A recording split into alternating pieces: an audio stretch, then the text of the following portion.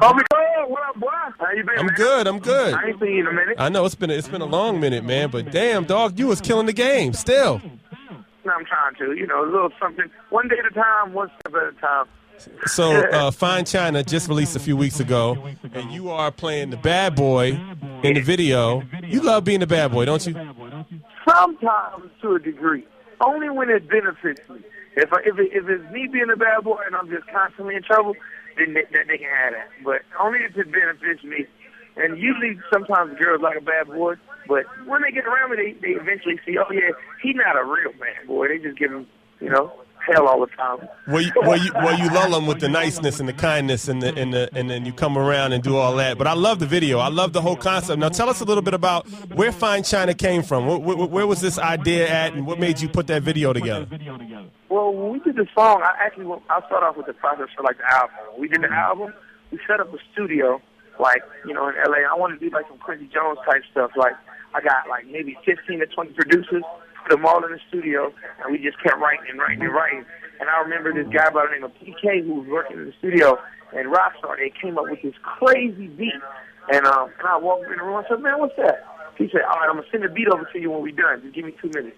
He sent it over, and we just started writing to the song. Me, Seven Streeter, and Billinger, and Rockstar started writing. It came out magical, you know what I'm saying? And that was Fine China. So that was almost one of the, like, top 5 records we did that 1 week being there.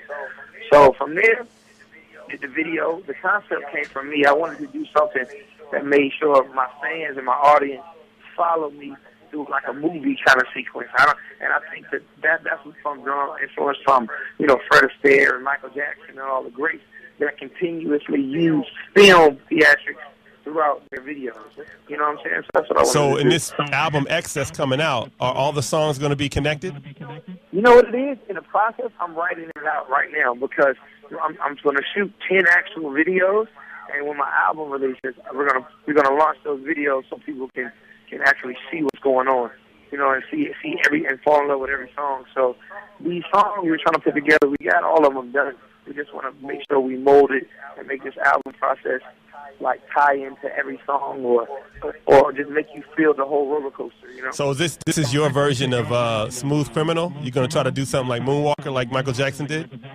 Along those lines, but with me and with how I think as far as being a director sometimes or trying to be creative, I want to incorporate it as far as Moonwalker. I would definitely say Michael Jackson has set the tone for being able to be a great entertainer and achieve anything you want as an entertainer. So I think for me being on behind the camera and in front of the camera on this one, I'll be able to shift and make a different version of how my fans and how my audience will perceive it.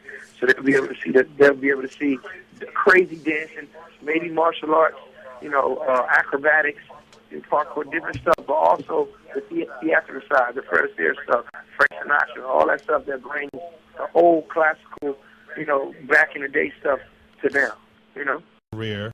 Tell us about I knew that you did drawings and stuff, but you really been spending a lot of time on that. Talk to us about that part of your career. Well, art for me is just like an outlet. So a lot of the times I don't try to capitalize off of it by getting money or anything, because it comes from the heart, it's natural.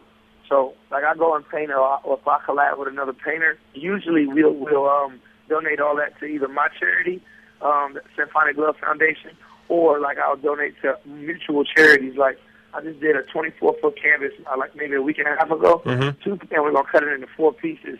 So when we cut it into 4 pieces, there's 2 is going to Elton John's, Foundation for AIDS, and then my other 2 are going to my foundation. So every time I just paint, I just do it to be creative and to inspire my other audiences or whoever likes paint. And that's just another hobby I love to do. And see, I'm going to tell us about that. Well, Symphonic Love Foundation is basically to help like inner city kids or just kids in general, the stuff that I went through as a kid, or being able to have a role model or have somebody to help out those people in need, either with disabilities who are sick, anything, and just show the kids and show everything that I'm doing, even if I went through the biggest negative in my life, that's not who I am. The same person I am is the person who wants everybody to be able to have some sort of honor and integrity within themselves and creativity. So that's why within my music, within my art, within me giving back, I just want people to see that they can do it as well to the fullest capacity. They can be great, and they can achieve their goals and aspirations. So along those lines, you are one, like I've had a chance to know you from the beginning, so I know the Chris Brown that I know, and I remember from, your humble beginnings. I know your grind. What do you have to say to the world? Because it seems like a lot of times people like to push your buttons and you're kind of misunderstood, but they don't really know the real you. Tell us who the real Chris Brown is. Well, I think like you've been my homie since I was 14. It's crazy, but I think for everybody that meets me and can actually have even a 2-second conversation with me, you'll know a genuine person, and you'll know who I am. And for me, it's not my goal to walk around. Everybody's gonna have haters. Everybody's gonna have people that's gonna say whatever it is. My job is to only continuously make them upset. You know what I'm saying? Right. Like the people who hate and the people who are mad at me, my job is to continue to do what I'm doing and make them even more mad.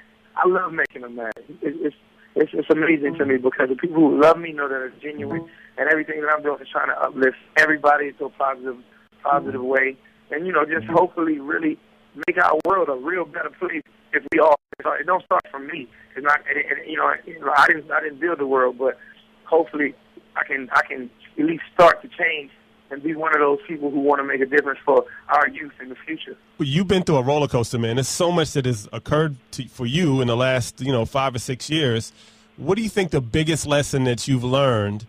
And are you surprised at how things are for you right now? Did you think where you are right now, this is where you would be after all the stuff you've been through? For me, it's still a struggle. It's not everything's not peaches and cream all the time. But I'm just thankful for where I'm at. It's not even more of a surprise. It's just that I'm thankful to be able to still be able to do my music and put a smile on people's faces, and then take care of anybody that's with me, take care of my mom, being able to do the stuff that as a young guy, 23, 24 years old, most guys don't even have this thing. They worrying about college tuition, or they worrying about papers, exams, and all this other stuff about themselves. I have a bigger responsibility to the world and to my immediate family and the people that I care about. So, the biggest lessons that I learned that I have to use my head, because whatever decision I make affects everybody else. It doesn't just affect me.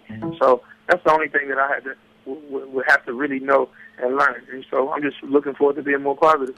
So now that you got the love of your life back in your life, are you happy? Oh, yeah, season from here. Listen, man, I'm waiting for the real Chris Brown movie so that we can see, really you do your acting chops. I know that's something that you did a couple movies, but when are we going to see more of that? When's that coming? Well, I got a new movie called Battle of the Year about to come out. And this movie, it's one of those, like, you ever seen a film like Rudy and all those sports movies like Coach Carter, and, they have those different uplifting, team-feeling, team spirit kind of movies. Mm-hmm. Well, this is that movie, but it bases itself around dance.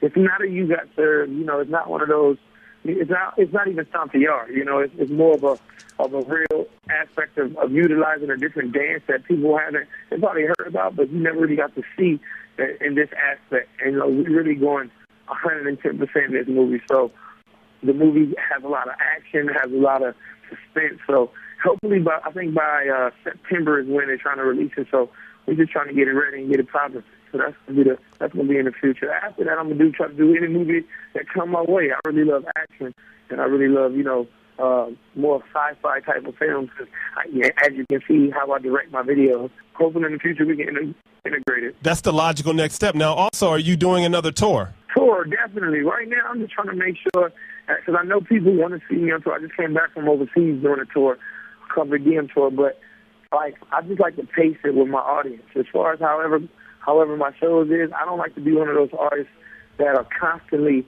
out on the road, because I feel like it's almost like a TV show. Right. If all my audience can see me 7 days a week, every day, they're not going to buy my album because they already going to see me. I already live in their household. You feel what I'm saying? Mm-hmm. So I feel like, we put out a tour, make it an epic tour, the big production, however I got to do it, and we make sure that it comes around every year or every other year.